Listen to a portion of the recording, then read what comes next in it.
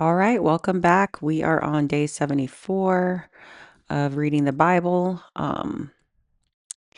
We are going to go over Judges chapter 12. We talk about Jephthah's conflict with Ephraim. Chapter 13, the birth of Samson. Chapter 14, Samson's Philistine wife. And then 15, Samson defeats the Philistines. So we're going to read 4 chapters because they're a little shorter today. So let's get started.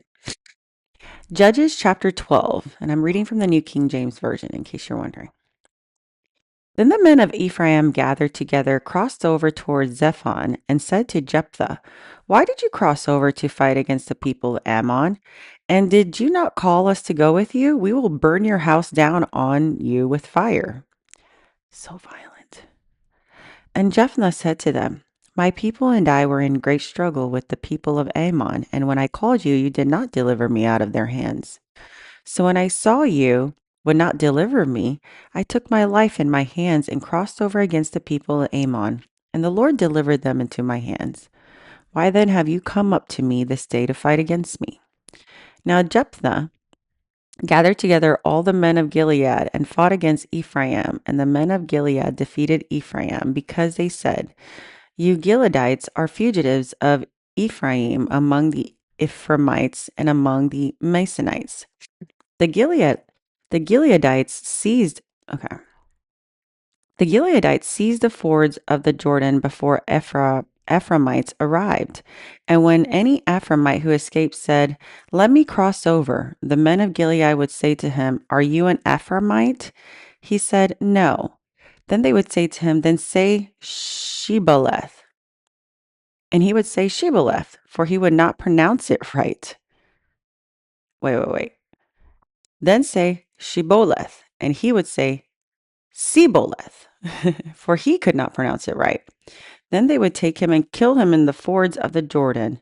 There fell at the time 42,000 Ephraimites.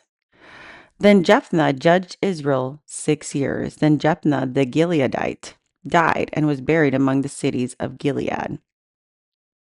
Ibzan, Elon, and Abdon. After him, Ibzan and Bethlehem judged Israel. He had 30 sons and gave away 30 daughters in marriage and brought it in 30 daughters from elsewhere for his sons. Okay. He had 30 sons and gave away 30 daughters in marriage.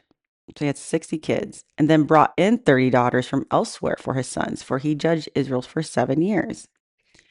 So Ibzan was from Bethlehem, had 30 sons, and he reigned for 7 years. Then Ibzan died and buried at Bethlehem. After them, Elon the Zebulite judged Israel. He judged Israel, so Elon was for 10 years. And Elon the Zebulonite died and was buried at Ajalon in the country of Zebulun. After him, Abdon, the son of Hillel, the Paraphonite, judged Israel. He had, so Abdon was the next one. Abdon, son of Hillel, had 40 sons and 30 grandsons who rode on 70 donkeys. That's what it said. He had 40 sons and 30 grandsons and rode on 70 young donkeys. He judged Israel 8 years. And Abdon, the son of Hillel, the Parathon, died and was buried in Parathon in the land of Ephraim in the mountains of the Amalekites. Judges chapter 13. Again, the children of Israel did evil in the sight of the Lord, and the Lord delivered them into the hand of the Philistines for 40 years. Now there was a certain man from Zorah of the family of the Danites, whose name was Manoah, and his wife was barren and had no children. And the angel of the Lord appeared to the woman and said to her, "Indeed, now you are barren and have borne no children, but you shall conceive and bear a son. Now therefore, please be careful not to drink wine or similar drink, and do not eat anything unclean. For behold, you shall conceive and bear a son, and no razor shall come upon his head. For the child shall be a Nazarite to God from the womb, and he shall begin to deliver Israel out of the hands of the Philistines." So the woman came up and told her husband, saying, a man of God came to see me, and his countenance was like the countenance of the angel of the Lord, very awesome. But I did not ask him where he was from, and he did not tell me his name. And he said to me, Behold, you shall conceive and bear a son. Now drink no wine or similar drink, nor eat anything unclean, for the child shall be a Nazarite to God from the womb to this day of this death. Then Manoah prayed to the Lord and said, O my Lord, please let the man whom you sent us again and teach us that we shall go to the child. Do for the child who will be born. And God listened to the voice of Manoah. And who is Manoah? Manoah is the father. Okay. So his wife doesn't really have a name here. All right. Manoah and the angel of the Lord came to the woman again as she was sitting in the field, but Manoah, her husband, was not with her. Then the woman ran in haste and told her husband and said to him, Look, the man who came over to me the other day had just now appeared to me. So Manoah arose and followed his wife. When he came to the man, he said to him, Are you the man who spoke to this woman? And he said, I am. Manoah said, Now let your words come to pass. Okay. So the man was just chilling there, the angel. Now let your words come to pass. What will be the boy's rule of life and his work? So the angel of the Lord said to Manoah, Of all that I said to the woman, let her be careful. She may not eat anything that comes from the vine, nor she shall drink wine or any similar drink, nor eat anything unclean. All that I commanded her, let her observe. Then Manoah said to the angel of the Lord, Please let us detain you, and we will prepare a young goat for you. And the angel of the Lord said to Manoah, Though you detain me, I will not eat your food. But if you offer a burnt offering, you must offer it to the Lord. For Manoah did not know he was the angel of the Lord. Then Manoah said to the angel of the Lord, What is your name, that when your words came to pass, we may honor you? And the angel of the Lord said to him, Why do you ask my name, seeing it is wonderful? So Manoah took the young goat with the grain offering and offered it upon the rock to the Lord, and he did a wondrous thing while Manoah and his wife looked on. It happened as the flame went up toward the heaven of the altar, and the angel of the Lord ascended in the flame of the altar. When Manoah and his wife saw this, they fell on their faces on the ground. When the angel of the Lord appeared on more to Manoah and his wife, then Manoah knew that he was an angel of the Lord. And Manoah said to his wife, We shall surely die because we have seen God. But his wife said to him, If the Lord had desired to kill us, he would have not accepted a burnt offering and a grain offering from our hands, nor would he have shown us all these things, nor would he have told us such things as these at this time. So the woman bore a son and called his name Samson. And the child grew, and the Lord blessed him. And the Spirit of the Lord began to move upon him at Dan, between Zorah and Eshtaol. Judges chapter 14. Now Samson went to Timnah and saw a woman in Timnah of the daughter of the Philistines. So he went up and told his father and mother, said, I have seen a woman in Timnah of the daughters of the Philistines. Now therefore get her for me as a wife. She was a baddie. Then his father and his mother said to him, Is there no woman among the daughters of your brethren or among all my people that you must go and get a wife uncircumcised from the uncircumcised Philistines? And Samson said to his father, Get her for me, for she pleases me well. But his father and mother did not know what to do, did not know that it was of the Lord, that he was speaking an occasion to move against the Philistines. For at the time of the Philistines had dominion over Israel. So Samson went down to Timnah with his father and mother, and came to the vineyards of Timnah. Now to his surprise, a young lion came roaring against him.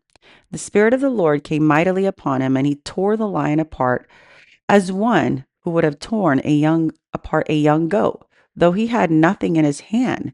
But he did not tell his father and mother what he had done. That man's strong. Then he went and talked with the woman, and she pleased Samson well. After some time, he returned to get her, and he turned aside to see the carcass of the lion, and behold, a swarm of bees and honey were in the carcass of the lion. He took some of it in his hands and went eating. Then, when he came to his father and mother, he gave some to them, and they also ate. But he did not tell them that he had taken the honey out of the carcass of a lion. So his father went down to the woman, and Samson gave a feast there, for young men used to do so. And it happened when they saw him that they brought 30 companions to be with him. Then Samson said to him, "Let me pose a riddle for you. If you can correctly solve and explain it to me within the 7 days of the feast." Oh, they brought 30 companions to be with him. "Let me pose a riddle for you. If you can correctly solve and explain it to me within the 7 days of the feast, then I will give you 30 linen garments and 30 changes of clothing. But if you cannot explain it to me, then you shall give me 30 linen garments and 30 changes of clothing." And they said to him, "Pose your riddle that we may hear it." So he said to him, "Out of the eater came something to eat, and out of the strong came something sweet." Now for 3 days they could not explain the riddle. But it came to pass on the seventh day that they had said to Samson's wife, "Entice your husband that he may explain the riddle to us, or else we will burn you and your father's house with the fire. Have you invited us in order to take what is ours? Is that not so?" Interesting. Then Samson's wife wept on him and said, "You only hate me. You do not love me. You have a posed riddle to the sons of the people, but you have not explained it to me." And he said to her, "Look, I have not explained it to my father or my mother, so should I explain it to you?" Now she wept on him for 7 days while their feast lasted. And it happened on the seventh day he told her, because she pressed him so much. Then she explained the riddle to the sons of her people. Then the men of the city said to him on the seventh day, before the sun went down, "What is sweeter than honey, and what is stronger than a lion?" And he said, "If you had not plowed with my heifer, you would have not solved my riddle." He just called his wife a heifer. Oh my gosh. Then the Spirit of the Lord had come upon him mightily, and he went down to Ashkelon and killed 30 of their men, their apparel, and gave the changes of clothing to those who explained the riddle. So his anger was aroused, and he went back up to his father's house. And Samson's wife was given his companion, who had been his best man, was given to his companion. So basically, he gave his wife away. He's like, "Listen, you don't know how to keep secrets, so we're we're done with you." Chapter 15. Samson defeats the Philistines. After a while, it came time of wheat harvest. It happened that Samson visited his wife with a young goat, and he said, "Let me go into my wife, into her room," but her father would not permit him to go in. Her father said, "I really thought you thoroughly hated her. Therefore, I gave her to your companion. Is not her younger sister better than she? Please take her instead." And Samson said, "This time I shall be blameless regarding the Philistines if I harm them." Then Samson went and caught 300 foxes, took torches, turned the fox's tail to tail, put a torch between each pair of tails, and he set the torches on fire and let the fox go into the standing grain of the Philistines and burned both of the shocks and the standing grain, as well as the vineyards of olive groves. Then the Philistines said, "Who has done this?" Guys, he caught 300 foxes. When was the last time y'all caught a fox? What? Just one. Just one. Oh my goodness. This man's a beast. "Who has done this?" "Samson, the son-in-law of the Timnite, because he has taken his wife and given her to his companion." So the Philistines came and burned her and her father with the fire. Oh gosh. So they ended up killing her anyway. Samson said to them, "Since you would do something like this, I would surely take revenge on you, and after that I will cease." Okay. Goodness gracious. So he attacked them hip and thigh with a great slaughter, then went down and dwelt in the cleft of the rock of Etam. Now the Philistines went up, encamped in Judah, and deployed themselves against Lehi. And the men of Judah said, "Why have you come up against us?" So they answered, "We have come up to arrest Samson to do to him as he had done to us."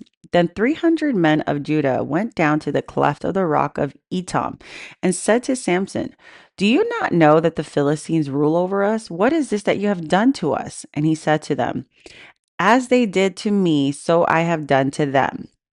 But they said to him, "We have come down to arrest you, that we may deliver you into the hand of the Philistines." Then Samson said to them, "Swear to me that you will not kill me yourselves." So they spoke to him, "No, but we will tie you securely and deliver you into their hand, but we will surely not kill you." And they bound him up with 2 ropes and brought him up from the rock. When they came to Lehi, the Philistines came shouting against him. Then the Spirit of the Lord came mightily upon him, and the ropes were on the arms become like flax that is burned with fire, and his bonds broke loose from his hands.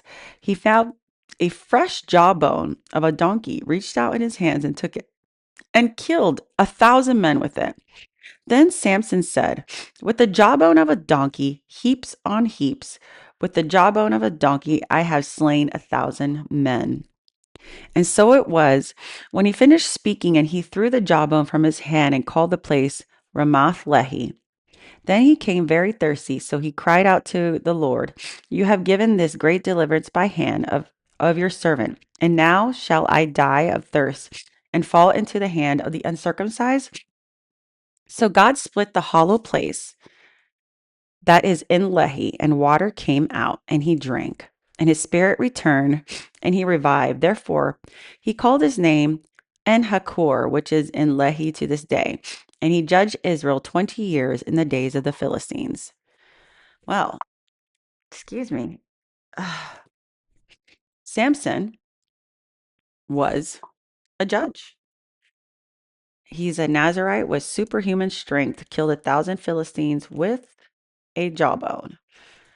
We are going to our next chapter is going to be Samson and Delilah. Fun fact, I do some modeling and I had to portray Delilah for a opera. Opera anyways, my face was like on the poster. I don't really like that. I don't really like that. I feel like, I'm in a small town. We got some like, gigs, and they had me playing Delilah. Then I was in the spoken gospel and I played Gomer. Gomer is we'll read about her in Hosea. And then, oh my gosh. I mean, I gotta and then I actually played the human that the angels I haven't seen that clip yet, but it was in the spoken gospel. But yeah, I guess I have that face.